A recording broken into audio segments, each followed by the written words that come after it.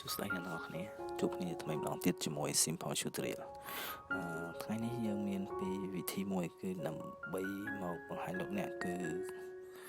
ជាវិធីដើម្បីដាក់ password ការពី Excel របស់លោកអ្នកឬ how to set a password to your Excel file អូខេចង់ដឹងថាគេធ្វើយ៉ាងម៉េចដើម្បីការពារ file របស់លោកអ្នកដើម្បីកុំឲ្យគេបើកបានតោះយើងចាប់ផ្ដើមទាំងអស់គ្នាអូខេជាដំបូងសូមបង្កើតfile មួយ file Excel មួយអូខេចូលទៅកាន់ new ហើយ Microsoft Excel worksheet អូខេយើងដាក់ឈ្មោះអ្វីក៏បានដែរដាក់ set password អូខេ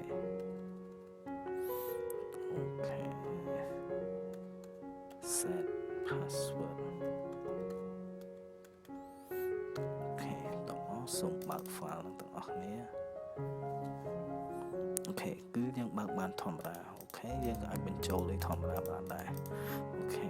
ខ្ញុំសូមសរសេរអក្សរតិចគឺ set password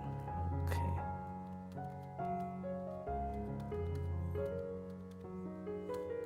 អូខេសូមធំតិចអូខេ file នេះគឺជា file ដែលខ្ញុំធ្វើដើម្បី set password ដើម្បីយកមកបង្ហាញលោកអ្នកអូខេ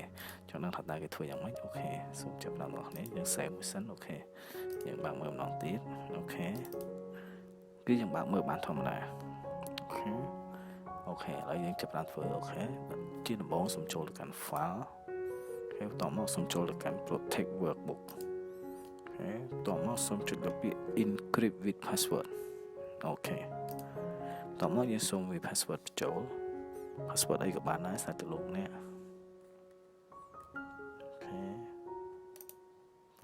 សូមវាយម្ដងទៀតឲ្យដូចនឹង password ដើមអូខេតោះមកសូមចុច OK អូខេ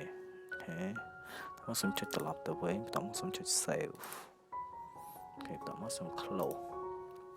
បាទ file នេះគឺជា file ដែលយើង set password រួចហើយអញ្ចឹងយើងសូមធ្វើការបើកវាម្ដងទៀតអូខេនេះនៅពេលដែលយើងបើកគឺវានឹងទាមទារ password គឺវាមិនឲ្យយើងបើកតែម្ដងលុះត្រាតែយើង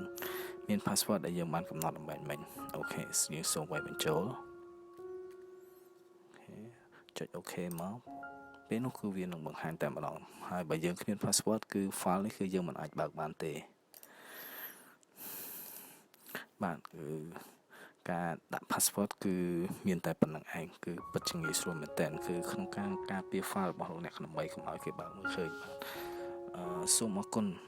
លោកអ្នកនាងដែលបានចំណាយពេលវេលាតាមដាន